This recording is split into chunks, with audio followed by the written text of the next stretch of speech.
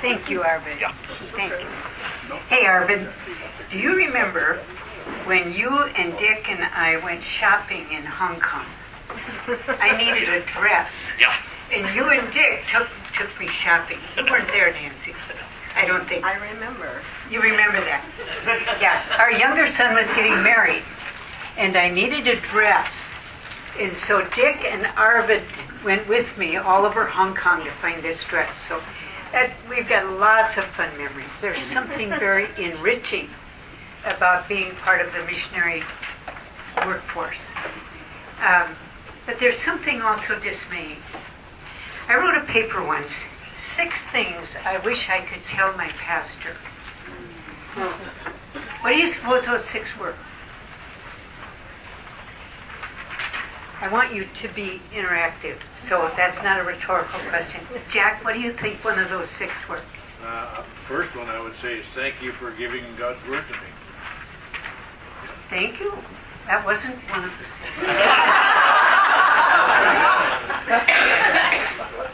I don't want it to go out. Oh, just hang on to it. Oh, it'll go out later. What else? Yes. I'm tired. Thank you. Was that what you said? That's exactly right. What else? Mary? She wants to wait on. Listen to me. Listen to me. That would be right up there. I don't know. Huh? Help! I don't always feel joyful doing this work. I don't always feel joyful. I'm kind of fragile right now. Yeah. What else? I'm afraid. I'm afraid. Yes. I'm having a problem with my team. I'm having a problem with my team, my coworkers. What else? Please value me for who I am and not for what I can accomplish. Did you hear that? Please value me for who I am and not how much I do. Yes. I'm struggling in my spiritual life and I'm worried you're going to tell me I can't get support anymore. I'm struggling in my spiritual life and I'm afraid if I tell you, my support will stop. You ever felt that way? See, these things are things we wish we could tell our pastor. And I said this once. We had just come back from overseas the day before, and we were speaking in our home church the next day, and it had been a 10-hour time change. And so I thought, if I hold on to the pulpit real tight, I won't fall down. So I said some of these things, 6 things I wish I could tell my pastor. And one of them was the reality of conflict. Another one was loneliness. Another one was grief. And my pastor said, I understand those things. I spent 6 days once in Singapore. And he had it down pat. Well, one of the things we don't think will happen very much is conflict. And so I have a handout that I'm going to give you later. The reason for not giving it to you now is I want you to interact with the topic. Don't think so much about what I said on the paper, because you will get that. So if you don't want to take notes, that's just fine. But I do want you to interact very, very personally with this, because it's a reality. So as you think about conflict, what are some of the words that come to your mind? Frustration. Yes. Who said that? Right on. Fear. Fear. Good. Fighting. Huh? Fighting. Fighting. Arguing. Arguing. Resentment. Resentment. Misunderstanding. Misunderstanding. Awkwardness. Awkwardness. Right. Yeah. We aren't equipped to deal with conflict in missions. I don't think the church is very equipped to deal with conflict, are they? So that's what we're going to talk about together. There's conflict in missions. There was conflict in the Old Testament. Give me some examples of conflict in the Old Testament. Paul and John Mark. That's New Testament. Oh, I'm But sorry. that's You say Old close. Testament. Sorry. No, hang on to that, because that was one of them. Conflict in the Old Testament. Moses, Aaron, and Miriam. Yes!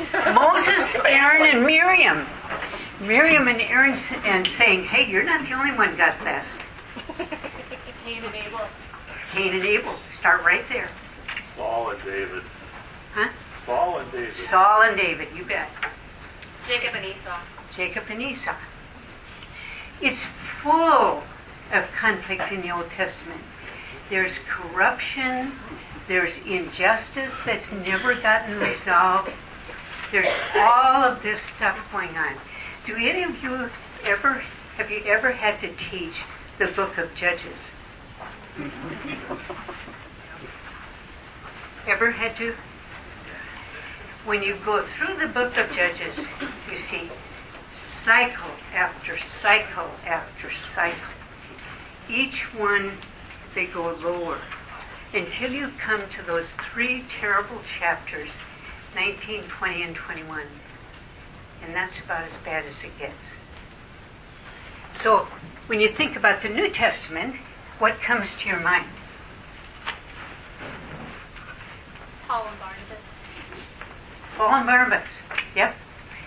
There you go. See, And Paul and John Mark. Paul and John Mark. Jesus and the Pharisees. Jesus and the Pharisees. Good one. I hadn't thought of that. Now, what, you didn't have your hand up, did you, Mary? Others in the New Testament. Between the disciples? Huh? Between the disciples? Yes. Give me an example. Who's the greatest? Who wants to sit on Jesus' right side? All of that. Yeah. Factions in Corinth. Factions in Apollos. Corinth. Sure. Somebody back there had one. Jesus and Peter. Jesus and Peter. Yeah, how about calling your chief of staff Satan? I'll bet that went over big. And then the New Testament came along.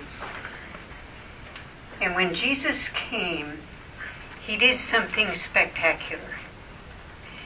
He brought the message of reconciliation, men to God and men with one another. And it was to be pervasive. It was to be comprehensive. It was to be deep. And we see in 2 Corinthians, he said, I have given to you the ministry of reconciliation. I have entrusted to you the message of reconciliation. Do we do that? You know, one day someone came to my office to say goodbye. They were on their way to go back to the field, and the field was in huge turmoil. And she was part of it. Very strong. Have you noticed that many single women are very strong? Anyway, they said, why don't you go back as an agent of healing, an agent of reconciliation? She said, I never even thought about it, and what would that look like? Well, that's what we're going to think about together. I'm not going to lecture to you. You're going to work on this together with me, as you already have begun. So, look where we are, though. We have the message of reconciliation. We know that's what we're supposed to do, but our churches are filled with conflict. And then I look at the world around me, and what do I see? Have you watched any of the debates? Did you say no? I said no. Well, I have. As many as I could handle. All around me. The political scene, conflict and division, it's countrywide. Ethnic issues are getting worse. They're not getting better. Politics is a mess. It's politics by hostility. It's bad, and it isn't getting better. Deborah Tannen is a Jewish writer. She's a linguist, but she's brought linguistics down to the bottom shelf into relationships. And she wrote a book in the 1990s called The Argument Culture. This is on the handout. You'll get it at the end, so just bear with me. This is stopping America's war of words. Wouldn't that be nice? But that's probably where it starts. But we are engaged in a war of words. And sometimes I think, have we forgotten what it's like to be peaceful? Is it that we are addicted to the energy and tumult and turmoil of argument? Is this part of what's going on? Is it that we've grown so accustomed to broken relationships, used to it, that we don't expect anything different? Is that the way it is? Well, is it that we've forgotten the pain of being wounded? And within organizations, what did you say? After all, we are Protestants. Great. We are protest. Hadn't thought of that. Within thank you. That enriches my vocabulary. Even within Christian churches and Christian missions, there's conflict. There is conflict toward and with leaders. There's conflict with administrators. There's conflict with one another. There's organizational competition with similar ministries. There's competition of departments for scarce resources. Administrators are eaten alive by conflict. Arvid reminded me this morning of one of our fun events. We had a guy, is it okay if I tell this, Arvid? We had a guy who had come, we didn't know this, he had come out of a mental institution, somehow made it in Wycliffe, in a very small Wycliffe country, where they didn't have very good screening, because when Arvid was candidate secretary, we had good selection procedures. Anyway, he came to the International Center, and he was very unstable and caused a whole bunch of trouble. Well, he came to the Mexico branch, I think partly because I was the counselor there and I was supposed to counsel him, I think. It was a disaster. Threatening to kill people. It was as bad as it gets. And it nearly did me in, because I was a brand new counselor trying to set up a counseling office by myself. And here this man came from another center and just engaged in so much turmoil and conflict. I just about said, enough already. At any rate, these things happen in missions. I wish they didn't, but they do. And it doesn't look like it's getting any better. I saw a list once of 100 administrators who said, "Don't ever ask me to be an administrator or a leader again. I'm done." That's unfortunate. Here are some of these people who are skilled, but they have been wounded by conflict. And conflict does cause wounds, and we're going to get there. What does it do to you? What kind of damage does it do to you? This ought not to be. But you know what? If we say it's out there, we are not taking the first step. The first step means it has to start with us. And we are so prone to judge and stereotype. I was talking with a fellow at a social gathering the other day. It was a retirement party. And he had been in missions, and he talked about what it was like to go to England. And he said, you know, they all spoke English. I never thought there would be any culture clash. But he said, you know, the Brits, they're black and white, and I'm right. Well, I was thinking about stereotyping, but I don't think I'll mention it right now. So we do. We explain, we judge, we excuse. We don't tend to reconcile. We're not quick to reconcile. I wanted to show you a book. I am frequently asked to endorse books, and this young woman asked me to read and endorse her book. And I said I have a custom of not endorsing a book I haven't read. So, so I read it, and I said, the way it stands, I can't endorse this. And I thought, well, that's the end of that. But you know, this was a very mature and courageous young woman, Roman Catholic. And she said, well, tell me how to change it. Tell me what's wrong with it. What do you see that's wrong here? And how could we make it better? And will you help me? I said, yes, I will. And she and I worked most of the summer, last summer, on this book. It's called Married in Mission. It's a handbook for couples in cross-cultural service. You're the one that asked for it, aren't you? No, I am. You are. Oh, I promised to give it to her. She wants both copies, but there are some flyers up there that are describe the book and tell you where you could get it. It's a very good book. Don't be put off by the fact that she's a Roman Catholic.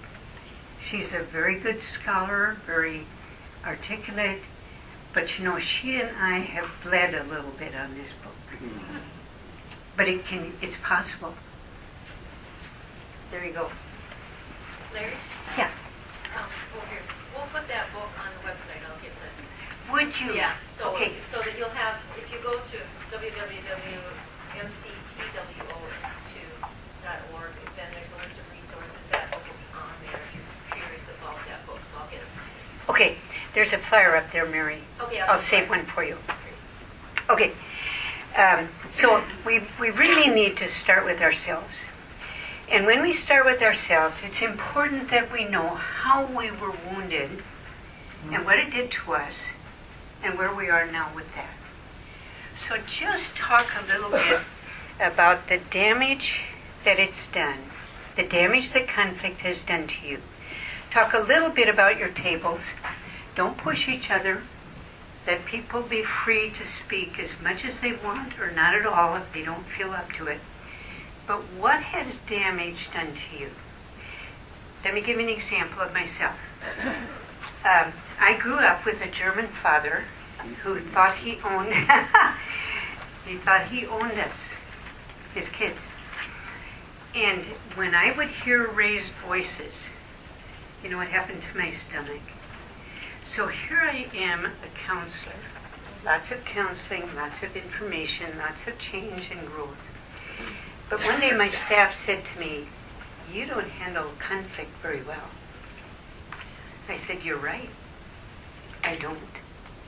And so I went to Denver Seminary and took 40 hours of what amounted to a spiritual retreat over issues of conflict by Ken Sande. It was tremendously helpful. But I needed to know that about me because it had done damage in me that had to be resolved. Okay, round your table, just 7 minutes, and I'm not going to ask anybody to report it. What has conflict done to you?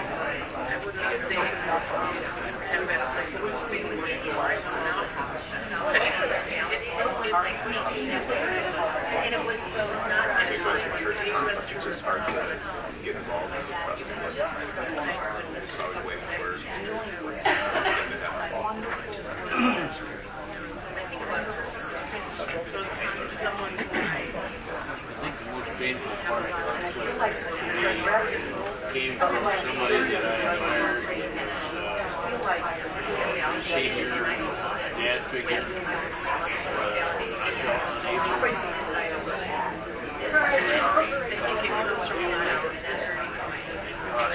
Relationship.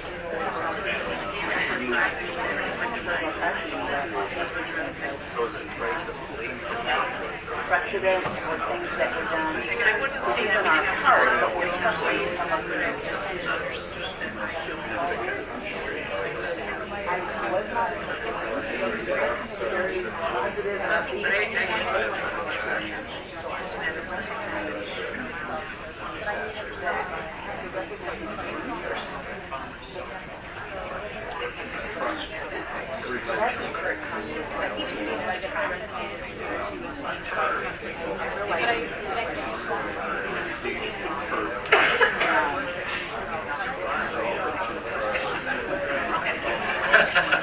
That's how I don't survive.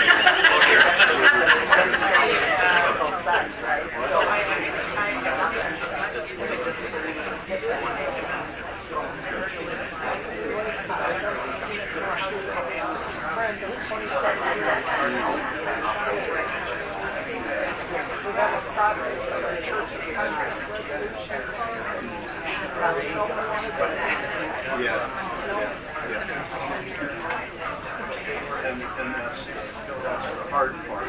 How much more do you do? You can share yours. That's just what I've heard, like going through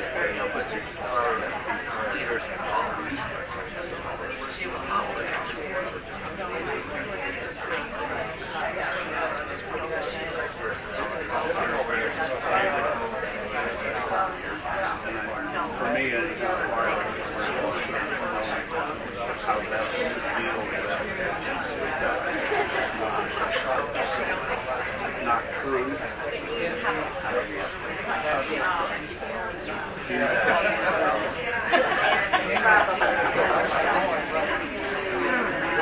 Attacking doesn't help. One more minute. One more minute.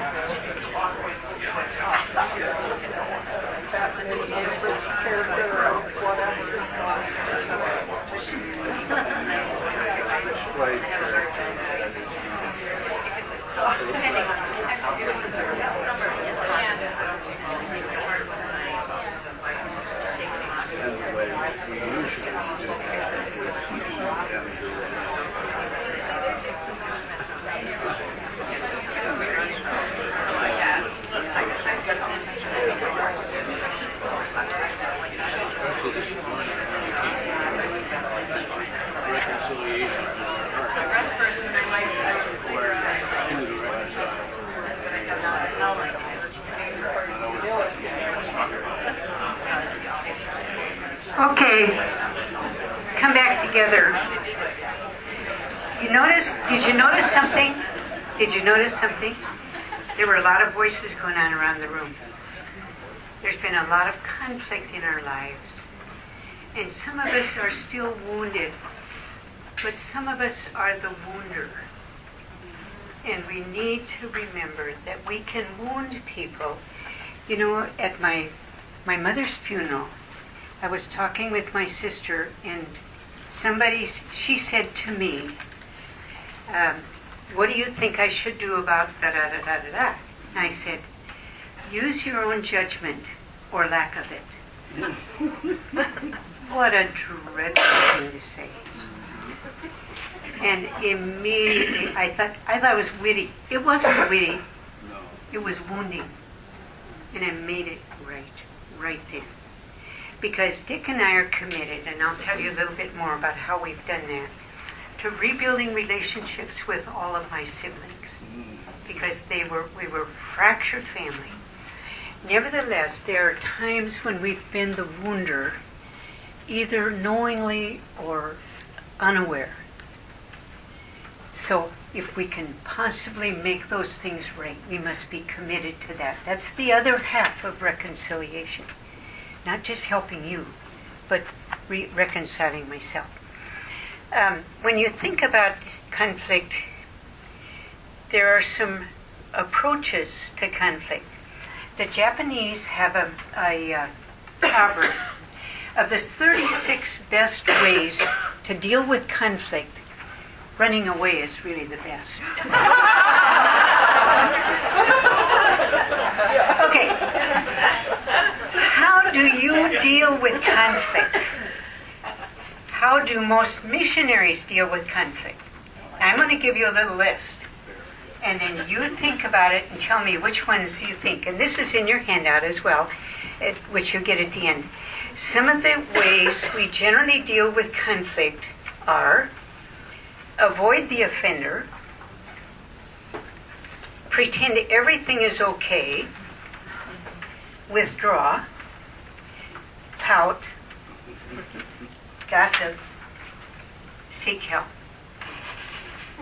How do you think we usually, as missionaries or cross-cultural workers, how do we usually deal with conflict?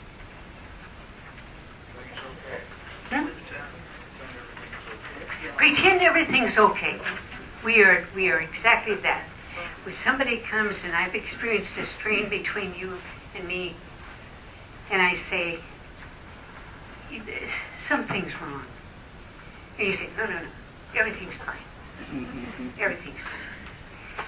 And then I come back again and you may say, I'm just tired. How else do we do? We're good at pretending everything is fine. We isolate, withdraw. Withdraw. Yep.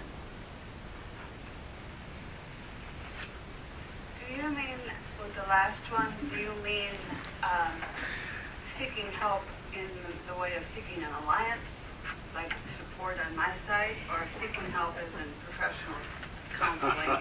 Thank you. That's a very good distinction.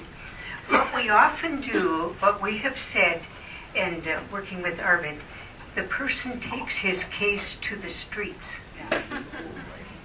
Once, as Vice President for Personnel, I had a situation that was really bad, really hard. And we had a meeting of vice presidents, and they asked me, how are you doing? And I said, well, I'm doing okay with the offender, but it's his friends now who are really taking up the case. So that's one way of seeking help. There are other ways of seeking help. Go to your mentor and say, this is going on, this is what happened, I don't know what to do. That is a legitimate way to seek help. There's another way, and that's through mediation. We could learn to be better mediators than we are. We're not very good at that. I'm surprised that none of you said avoidance. I think that's what somebody over here meant, right? Somebody came to me once. I detected this distance. You know how parents are, you have little boys and they have little boys, and so the parents interact over these little boys. And this husband came to me and I said, I'm feeling a distance with you. Something isn't right. What is it? I want it to be right. No, it's just fine. Just fine. So this went on for a while, and I went back and I said, something's wrong. It needs to be right. What have I done? Tell me. He said, all right, I will. He said, I don't like the way you respect your husband, because my wife doesn't respect me like that. Well, gee whiz. Now what do I do? I went to Dick and I said, here's what he said. And Dick said, don't you dare change.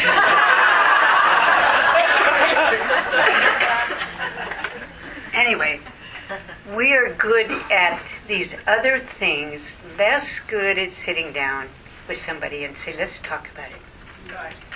You mentioned mentor, and it would seem to me that it's important to clarify a mentor that's in ministry or a mentor that's in mission, because many people who have been discipled by someone who is not engaged with that might receive non-contextual kind of information or ideas that wouldn't be applicable in the situation, Sure. Especially in a cross-cultural environment. Yeah, and hang on to that thought, because we're going to talk about... It's very hard to hang on to thoughts at this point in life. Mary, I think we're having too much fun here. You get to hang on to that thought. I can either. All right.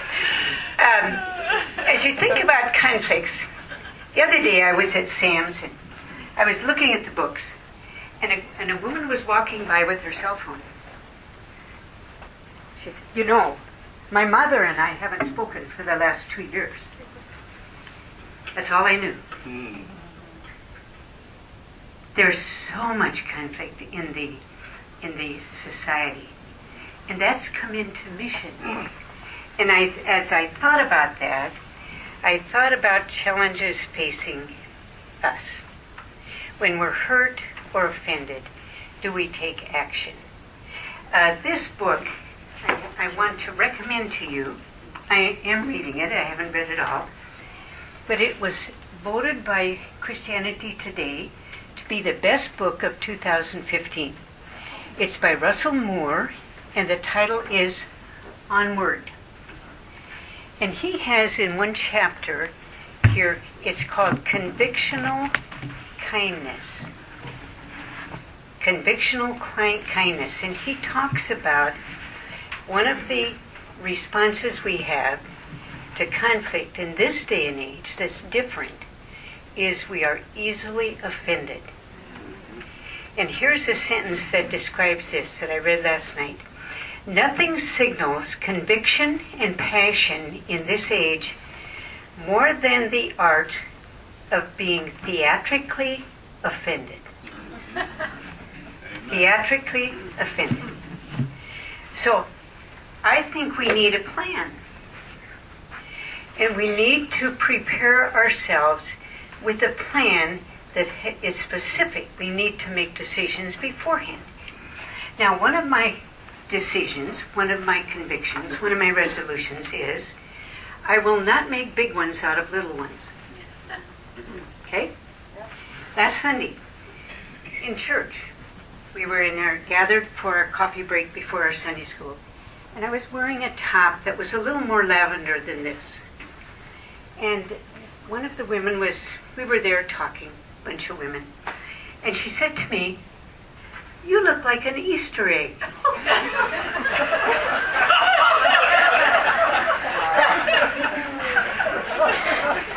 I said, "It must be the shape." And everybody laughed. This woman isn't really, she doesn't finesse her words. I had no idea what she meant. But I thought, I'm not going to make a big deal out of this. How can I make a lighthearted response? So, and it caused her to laugh. She knew I'm not offended, and so I'd rather not look like an egg, but... Okay, so one of the resolutions that I have is I'm going to live without antagonisms. I want to be able to look at everybody I meet in the eye, when that's appropriate, and greet them warmly. I intend deliberately to live without antagonisms.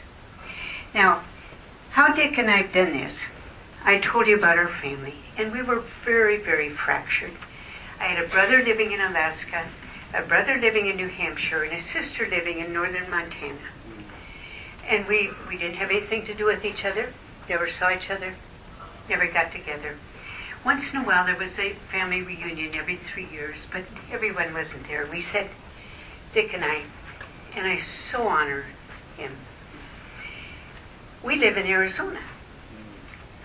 In all of these places, it's cold and gray in March. You got it. You're about 2 steps ahead of me in everything. We said, why don't you all come to Arizona in March? And Dick and I will serve you. Okay?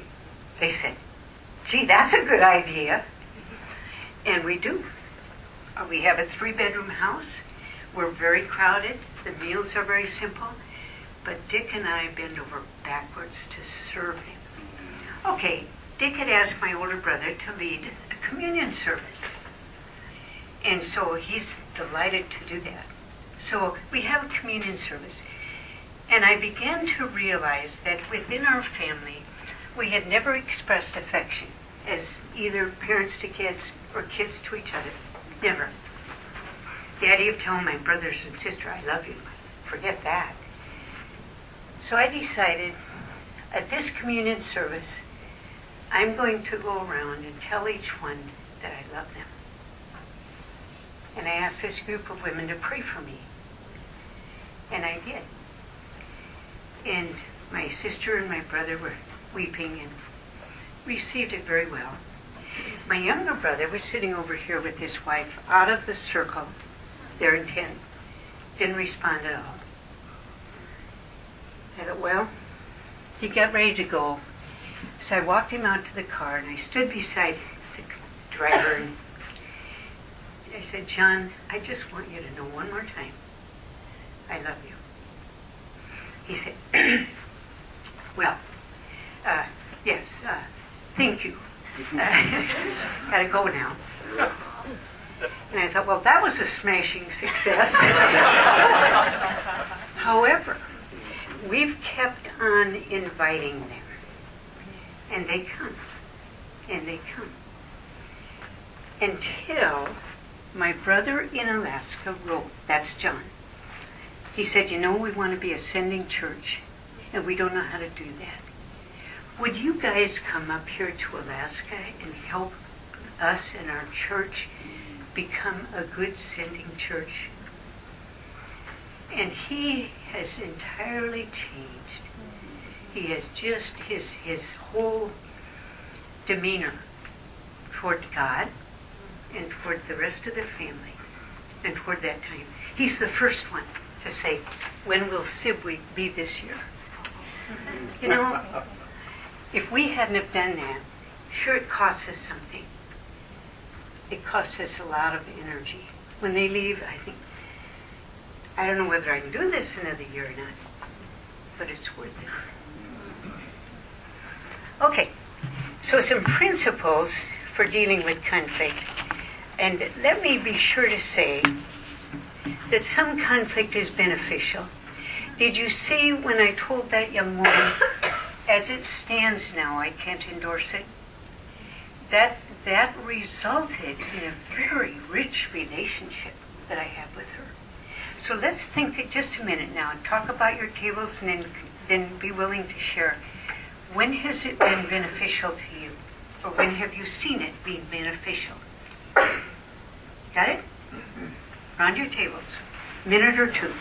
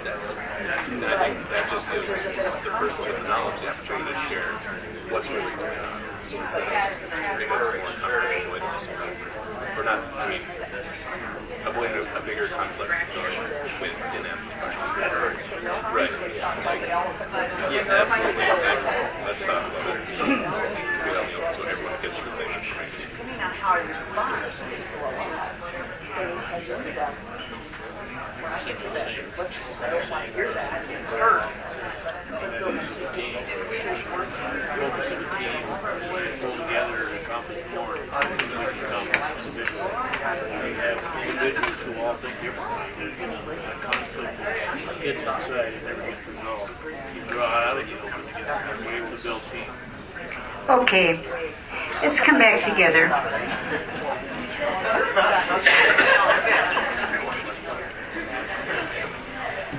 Let's talk about mission organizations and some uniquenesses of conflict within mission organizations.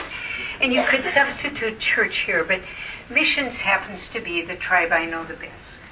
So I'm aware that there are a lot of conflicts in church, but you know, they're easy for me to handle.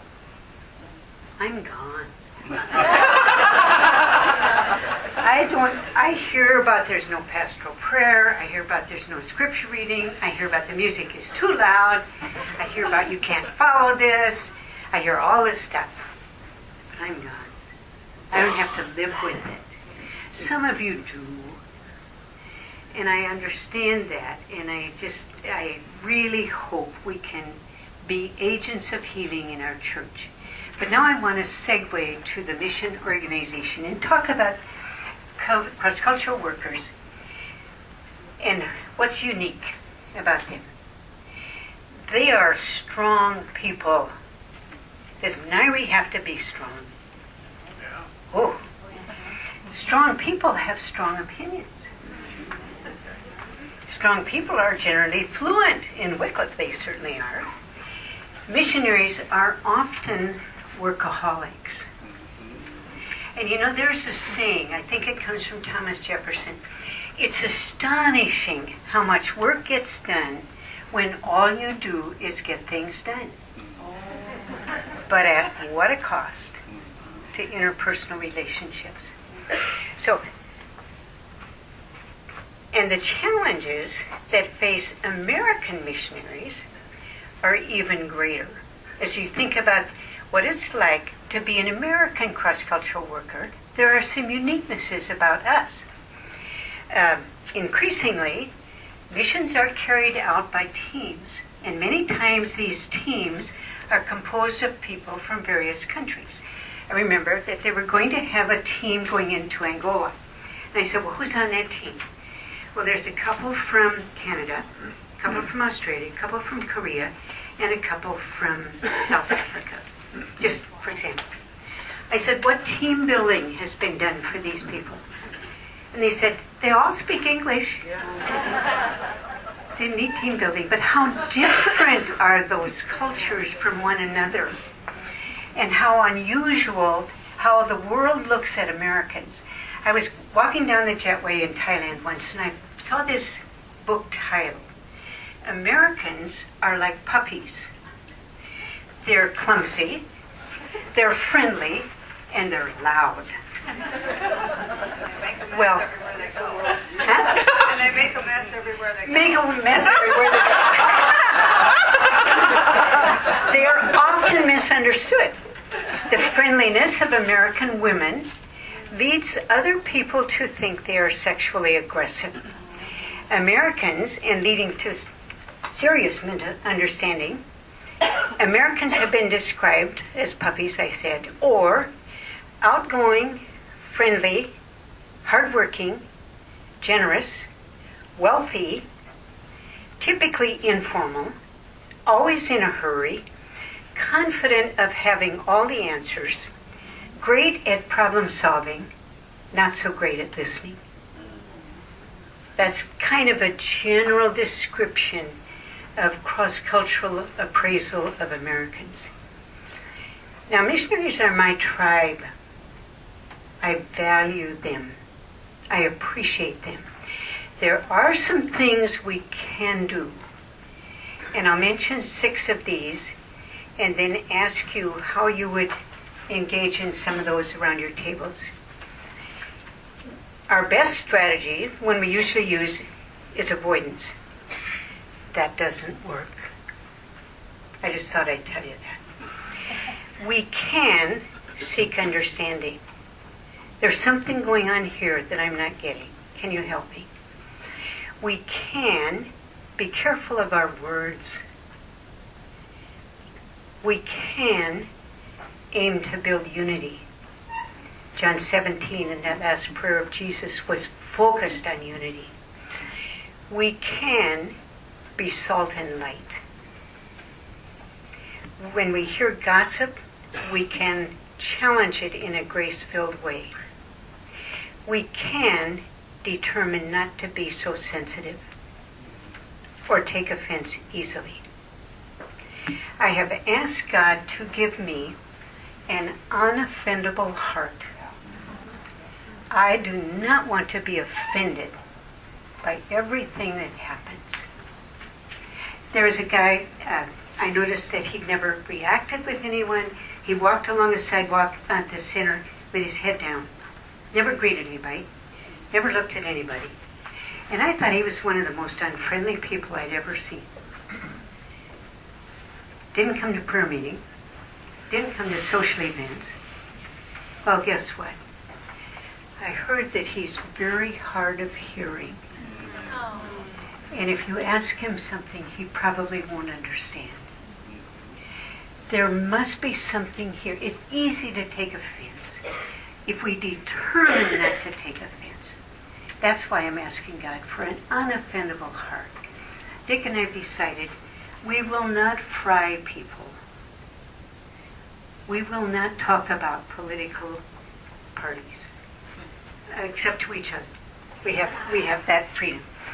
But we will not do these things. We will not take sides in a conflict. I've said sometimes I'm part of the problem or part of the solution. And I want to be part of the solution.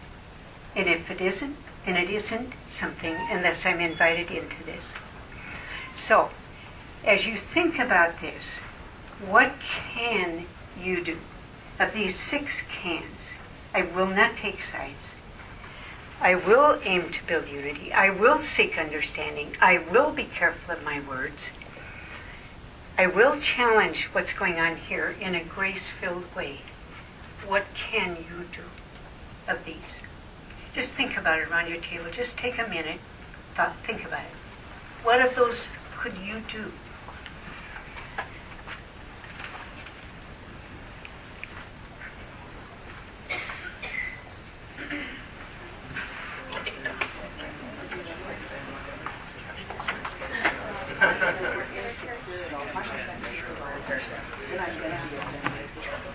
I'm not going to want to do with them. I might be the problem.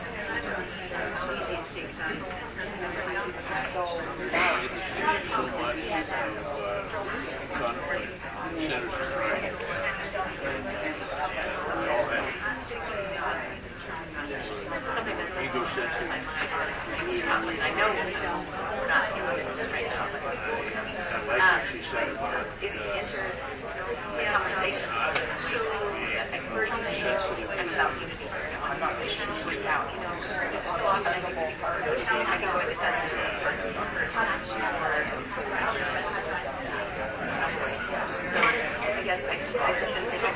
Making the story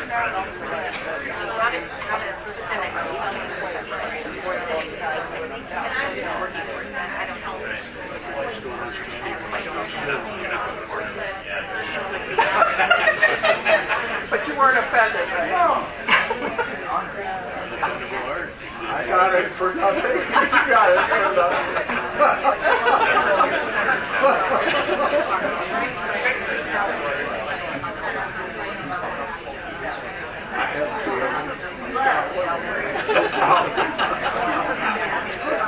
I got nudie.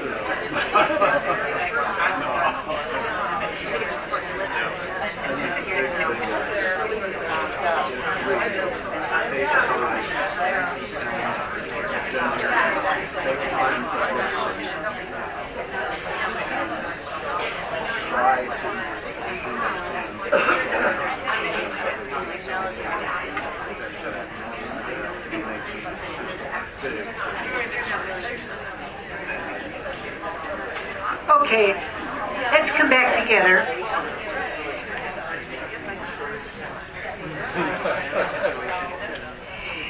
Let me suggest a very small technique. Watch the second thing you say. Just notice. What's the second thing you say? Supposing Nancy comes up to me and I say, "Hi Nancy, how's it going?" And you say, "I am really having trouble with."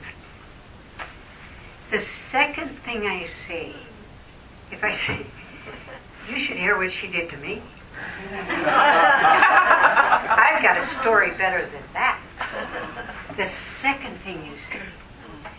The better thing is to say, "I'm sorry.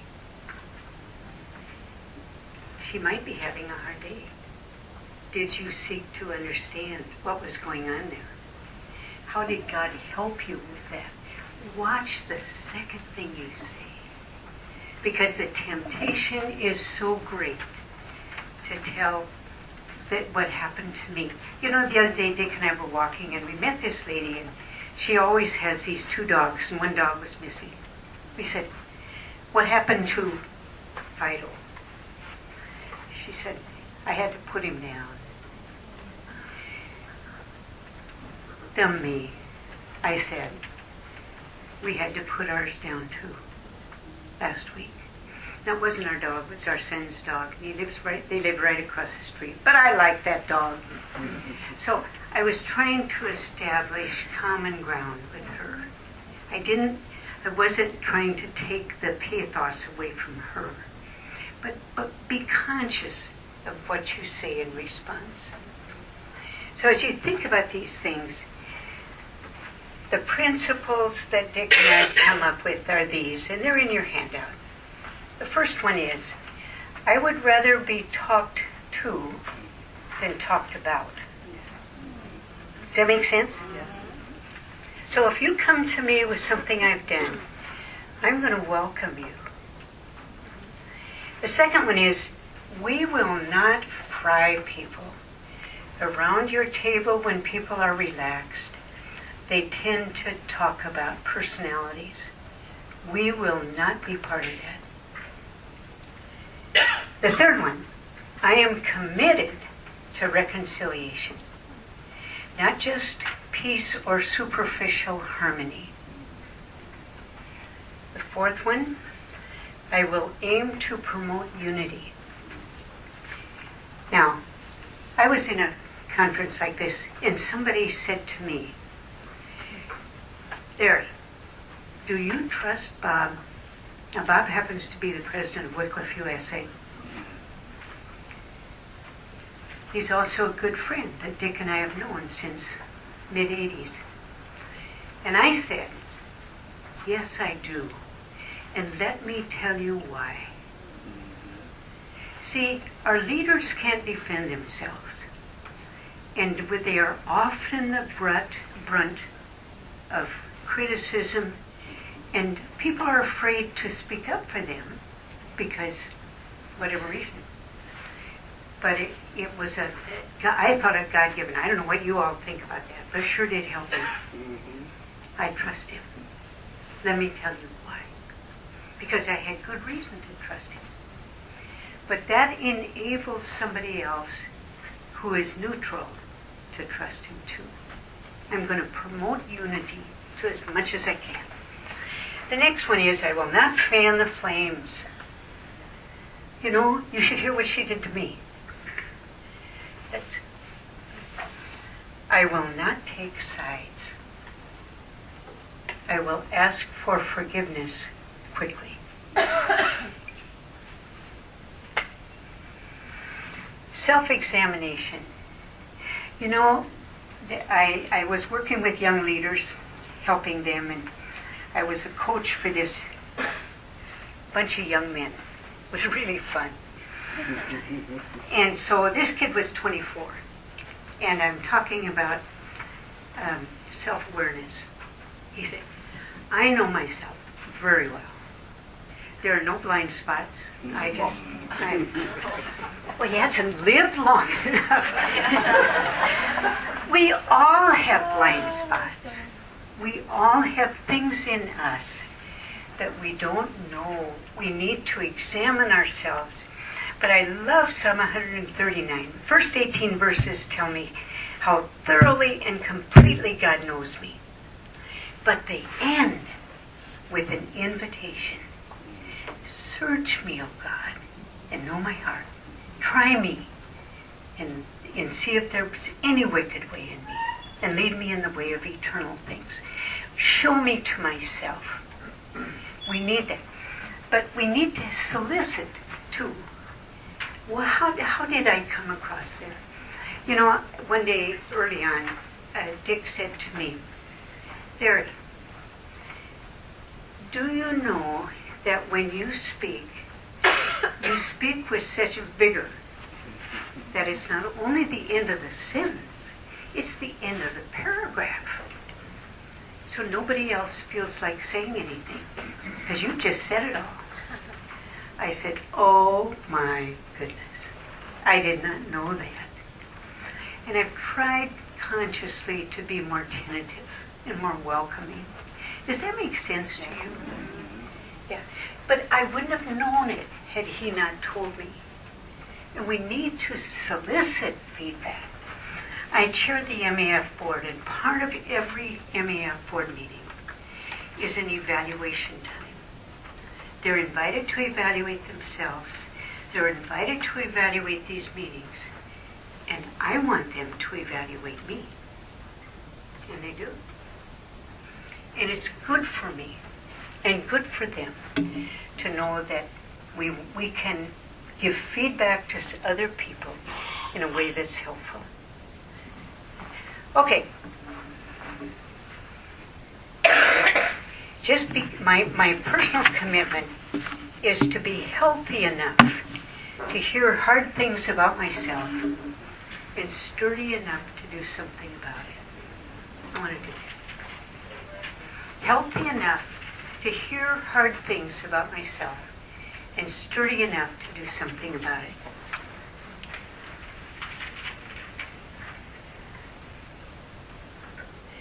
You know, we're very ethnocentric and egocentric. Does that make sense? Yeah. Okay? Ethnocentric means my country, my nation, our customs. We're the best. This is the right way. And ego is all about us. It's all about me. We are both ethnocentric and egocentric, and we need to know that about ourselves so we can do something about it. We're prejudiced without even knowing we are. You know, I live in Arizona. I've told you that, right? Very informal. Very informal. Kids come to church in short shorts and caps and I don't always like that. I'm not real fond of tattoos either. But you know, our oldest grandson is in the Marines. He came home on his first leave with a tattoo. Yeah. Here's what his tattoo was. Proverbs 3, 5, and 6. This arm, Latin for forgiven. It made his statement. He's with the Navy and the medics, and his division, they're all Marines, and people will look at that and say, what is that? He said, that's my family's life verse. Want to hear it? He's positioned himself as a God follower through that tattoo. The Lord had to do something in me about tattoos. and this one, forgiven. What does that mean? Well, Latin's a dead language, but I have a living Christ who forgives sin. And then we have that grandson, and then a granddaughter, and then twins. Young Matthew is in the Army. He's down at Fort Bennington. Benning. Thank you. And Dick and I pray for these kids that they will establish their position as godly people early. So Matt was sitting on his bed reading his Bible, and something made him put his Bible aside, pick up his notebook, and he went around the barracks saying, what can I pray for you for? He positioned himself as a Christian in the most unoffensive way. So however we do this, we can make our statement without causing offense. And we pray a lot for these guys out there. I think that's all I'm going to say. What Arvid wanted me to add on, or what Patrick wanted me to add on, or you, Mary, maybe, was how do we help from afar? So we have a missions committee, and I'd like Arvid and Dick and Nancy to come up here. There's a conflict. and a conflict on the field.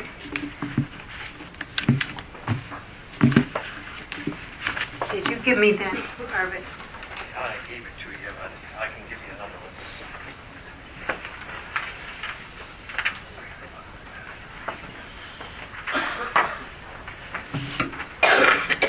Okay, Just reach out there. down to there. Okay. So the idea is, how can we help from a distance?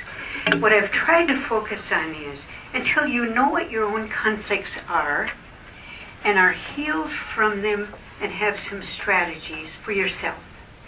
And then you move into the group and you use these strategies. You need to have some commitments, some things you will do to help bring peace and harmony in that group. But now here they are, the missions committee, and there's a conflict on the field. Either there will be a conflict with this person and his leader, or a conflict between what they're being asked to do there and the missions committee's understanding. We were in a meeting once, and a young woman was speaking to us from Phoenix, and she said, one of the ways we care for our missionaries is when I send them out, they know exactly what they're going to do, and by George, they better be given freedom to do it. And I wish I had sat down with her and say, you know what? There are lots of chores to do. They're part of a group over there and part of a team. And like somebody said, every profession has its bedpans. There are things that need to be done that aren't part of your assignment or your gifting, and they need to be done for the welfare of the whole group. But I didn't say anything. I didn't get a chance to. So Arvid wrote up this case study, and it's wonderful. So I'm going to read it to you. They're the missions committee. They're going to interact with this situation over there in the, where are we going to say, Burkina Faso? That's fine. Okay, happened in Burkina Faso. This couple has gotten nicely settled in a new church planning assignment and has finally, with the help of the sending church, gotten a comfortable home with many of the amenities of their homeland. They're told by the mission then that they want them to move to a new location to establish a church there, as it seems a better place with greater potential. The couple is upset, as they spent a lot of time and energy, both physical and emotional, in establishing themselves in this location, and they don't want to make another move. They call the church missions committee chairman, that's Arvid, and describe the situation and their reluctance to follow the mission's decision. The missions chair is upset because they spent all the money setting up a home for these people and assume that they will be requested to help in the new location with the same expenses. The committee meets to discuss this. They're going to talk about it.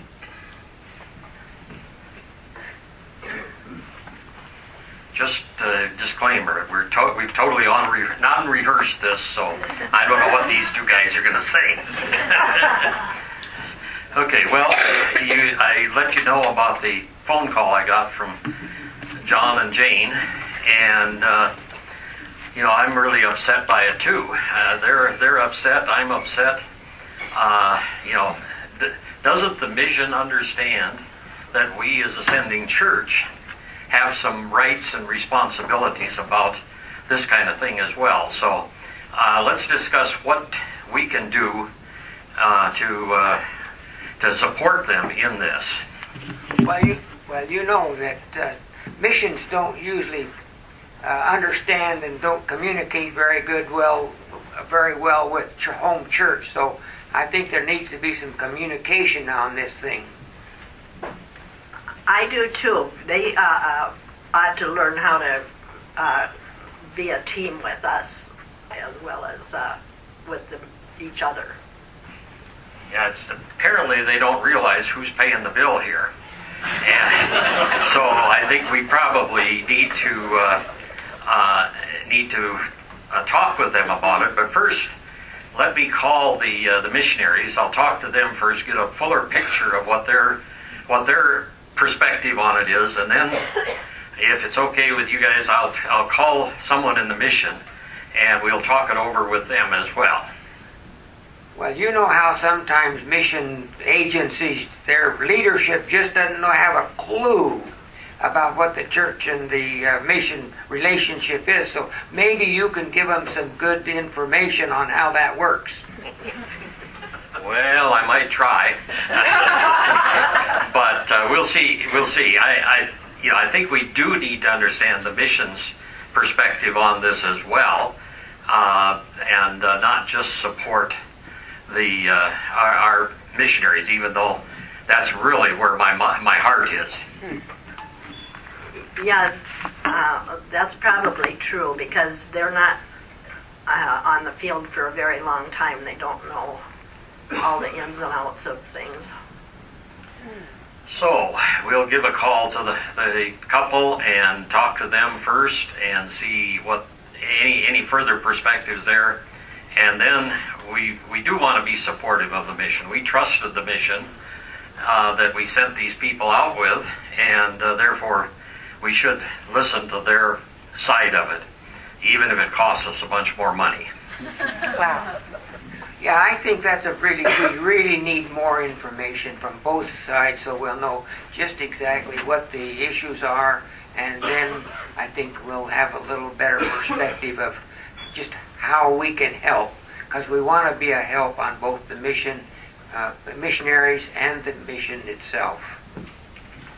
Hopefully through this we can establish better rapport with the mission and come up with a way that they can communicate to us on these kinds of issues, because we really want to be, what we're really interested in is getting the word out in Burkina Faso, and we want to see what we can do to enhance that, even if it means us building another house for them. Amen. What are your, yeah, hey. What are your observations? Gather information. Gather information. Who said that? I did. You're pretty smart. Oh, right here. Good for you. They need more information, yes. And what they were coming to is there's always two sides to the story. So they want to get both sides, not just the missionaries, but then the mission. Yeah. You know, I was running the counseling department. That was my job. And somebody came and they said, I want to know what percentage of people you see in counseling have been wounded by their administrator. Are you what? And I tried intentionally to tell the counselors, you're hearing one side. Only one side. Need more information. Thank you. There's two sides. What else did you observe? Yes, over there. Thank you. They communicated with God about this. They what? Have they communicated with God? There's an interesting thought. That's a great idea. In the end, kind of the common ground of, what their whole mission was, yeah, of reaching the people. Sure. That they had that common ground. Yeah. Somebody over here. Their willingness to listen rather than to tell people off. Yeah. Willingness, commitment. There was a shift. Thank you. It started off the other way, and then it was diminished, or it was diffused when someone said, well, we should talk to the mission agency. Because it could have gone the other way, kind of spiral out of control. Sure. I hope somebody would pick that up. There was a shift. Because these two over here said, yeah, they need to know. They need to be brought up to speed. The church is paying the bills. We need to have a say. And there was agreement. But that very calm chair just settled that down. Just in a very skillful way, few words. You've done good, Arvid. But anybody can be that voice. Anybody can do that. Just settle it down. And it made a definite shift in it. Anything else you think up there? Yes, Arvin. It's easy to do that in a play like this, but on the Yeah, but you know what? You can practice. Yeah. And if you have this in mind, I'm going to be the voice of moderation here. I thought of just a few principles here. Remember, we're hearing only one side. Remember that what we hear is often colored by pain and emotion. It may not be the facts. Because when people feel misunderstood or misjudged or wounded, the emotion comes into it and it colors the report of the situation. The third thing, remember that we don't have responsibility to make decisions on the field. We do have responsibility for the well-being of our member. So how do we bring that together? I've been so concerned about that, and that was part of the reason for writing this book. Healthy, resilient, and effective in cross-cultural ministry. Because we have felt, and I see it all the time, member care has almost become an industry when it should be a handmaiden of world evangelism. We should be able to develop the ethos of care that has to do with leadership and procedures and policies, as well as the delivery of care, which has to do with what we're talking here. So not overlook the leader, not overlook the administrator or the structure of the organization. The organization has made some decisions that pertain to their ministry in that place. And it's very easy for an outsider, and I think it was you who mentioned this over here, very easy for an outsider to think he's objective, and he's not taking into account mission history or the things that the mission has decided they will not do in order to forward the ministry there. Okay, write down 2 or 3 principles that you're going to practice in your personal life, and then share those 2 or 3 around the table.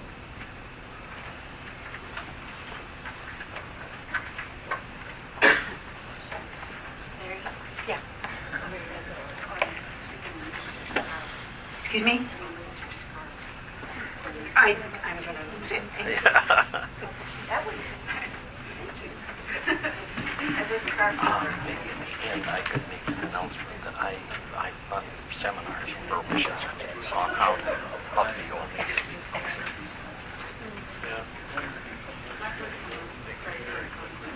Carla.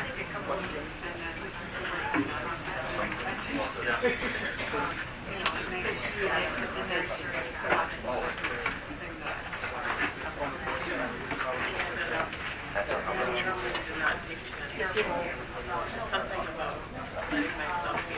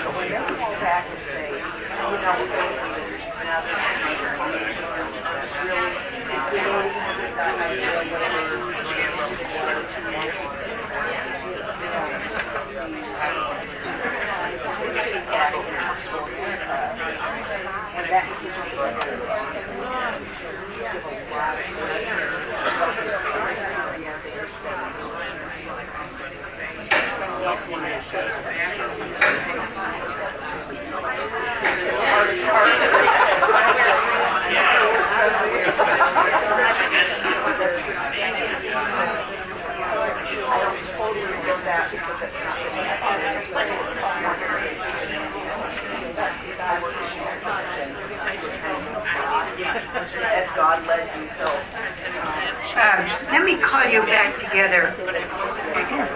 Because we've run out of handouts, some of the folks didn't get a handout. And so I want to just give you some suggested principles, just that they're in the handout, but since you won't all get that, and I hope that there will be more, We have extras now. They're coming. They're coming. Okay. Hold your hands up if you need one. Here are some commitments that I'm determined personally to live by. If they would be helpful to you, fine. 1, I will live without antagonism toward anyone. I resolve to resolve my conflicts. 2, to the best of my ability, with God's help, I will be free from grudges, memories of old hurts, grievances with anyone. Missionaries, cross-cultural workers, have very good memories.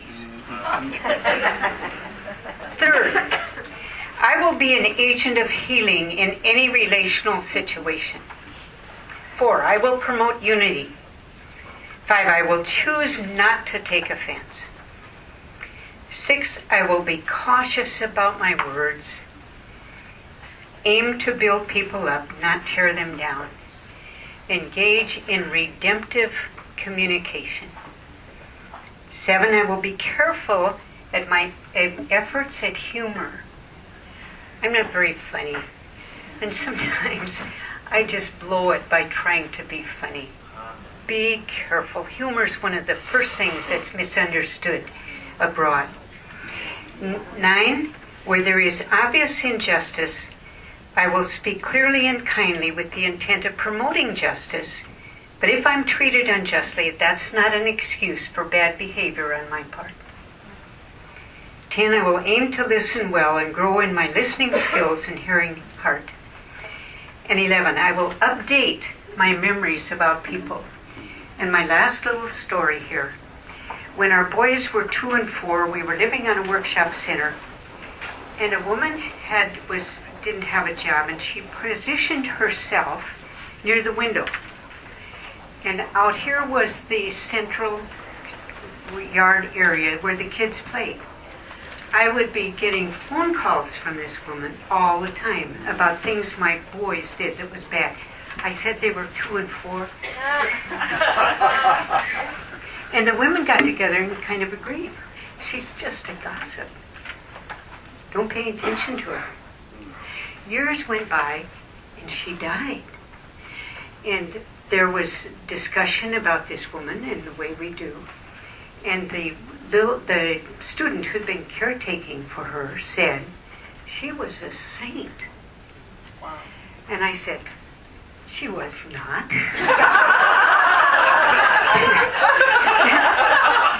not publicly, mind you.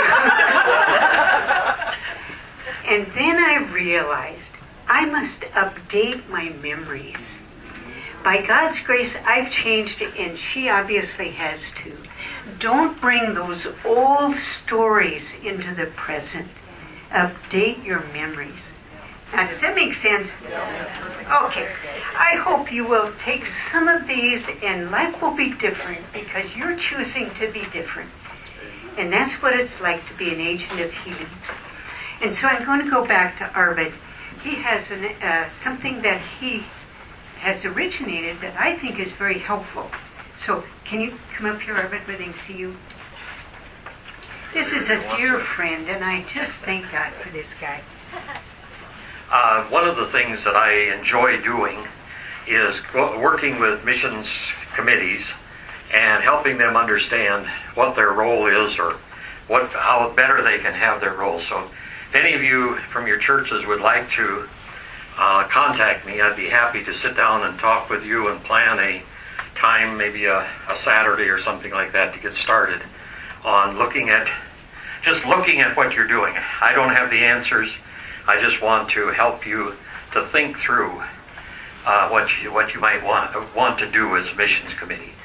I think it's really a bit sad that many of the missions committees I talk to say, well, our responsibility is pray, God bless the missionaries wherever they are, and send them money. So if you want to talk to me afterwards or sometime during the here, I'd be happy to talk with you. And this book also brings together the parties in member care. And it brings together the field, the church, the missions committee as the face of the church, and the member care worker. We can work together on these things. So that's why it's called a comprehensive member care plan. The first book I know of that has brought together the administrative aspects. Thank you. You've been wonderful. Okay.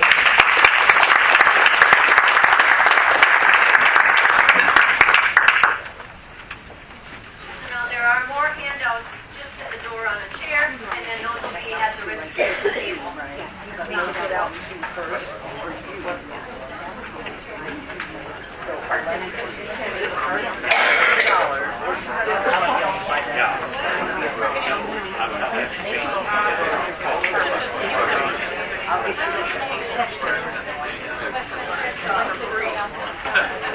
you have the other book, or is it up there? The other book is still up there, right? As far as I know.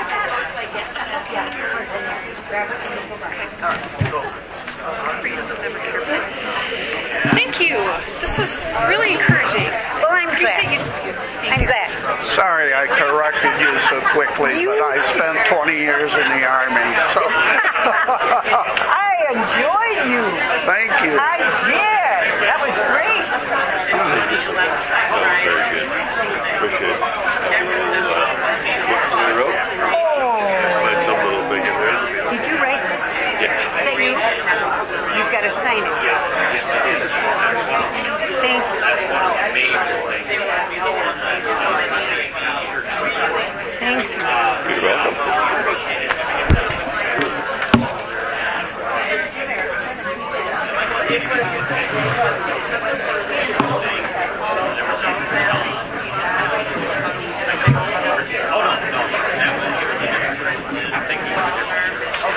And it's Laura. Laura MAE. Yeah, that's enough. Yeah. Well, unless you want to say Gardner. Well, just so nobody thinks it's not yours. Yeah, well, I know it belongs to me. I lose too many books. Oh, that's an easy one to lose. It's kind of small. It's a little $5 book. Appreciate it very much for you have to say. I thought during the middle of it, we commented in our little group over there. I think Colossians 3:12 to 14. I call it my mini manual of relationships. Absolutely. Oh yeah, it's great. Hi. Carl. Yeah, I remember you when I was with Youth of the Mission in the Philippines. Kelly McDonald did a thing on member care for the Filipino missionaries on that side. So. Yep, that was a long time ago. Yes, and you know it was. what? They said, well, we're going to have a book signing. So Kelly's out there signing. I said, I've written a book. Now I have. Oh, there you go. Thanks. I just wanted to say thank you. Sorry,